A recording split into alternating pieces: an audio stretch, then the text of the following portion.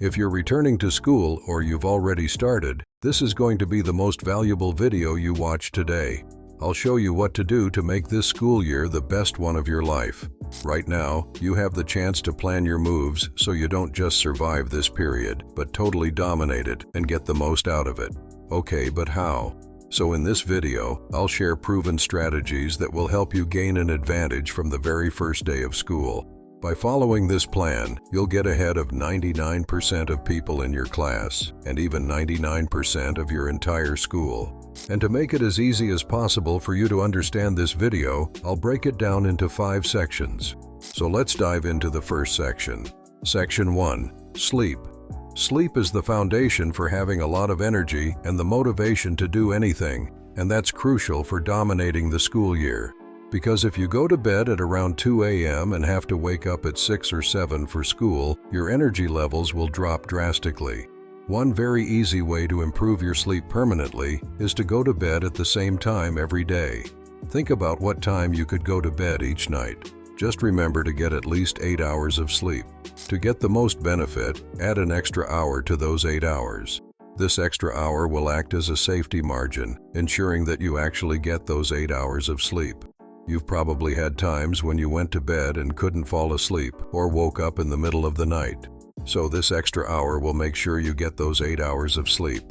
Of course, there will be exceptions sometimes, but set that specific bedtime. When you do, your brain will get used to the fact that the closer it gets to that time of day, the sleepier you'll become. Section 2. Relationships. To really feel good in your school and class, relationships are incredibly important. You've probably experienced walking into a completely new class where you didn't know anyone. Imagine how you felt then. Most likely, you felt a bit of fear and light stress, and that's completely normal. Our brains have a function that makes us subconsciously judge whether a new person is a threat or a friend every time we meet them. So when you enter a room full of new people, your brain has to subconsciously assess each one of them. Dale Carnegie, in his book, How to Win Friends and Influence People, says that within a month, we can make more friends by showing interest in others than by spending a year trying to get others interested in us. So approach someone new in your class. Ask them their name, what they're interested in. Don't make the mistake that 99% of people make, who never show interest in others, which leads to them ending up alone while others form friendships. Smile more. Smile with a smile on your face. Even when looking in the mirror, smile at yourself. You have no idea how powerful this is. When you smile, people like you much more because their brains automatically perceive you as a friend rather than an enemy. Remember to compliment others if you like what they're doing in their lives. By following these principles, you'll have an incredible advantage over everyone in your class and school who might enjoy arguing, but you'll be the person everyone likes and knows only those who ask about it. Section 3. Workouts. Regular gym workouts will literally transform your life for the better. You'll start building muscle and looking better. You can quickly become bigger than 90% of people in your school, which will lead to more respect from others. The gym is also a great place to make wonderful friendships. It's full of young, ambitious people with whom you can build good relationships. The stronger you become, the more confident you'll feel.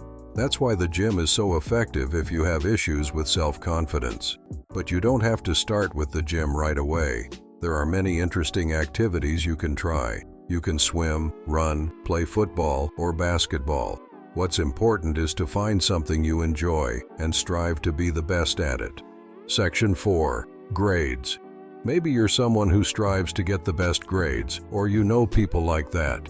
This often leads them to stress a lot before a test, regardless of how much they've studied. Instead of getting a good night's sleep, they sometimes stay up late studying for exams. For them, grades become the main priority, while their mental health takes a much lower priority.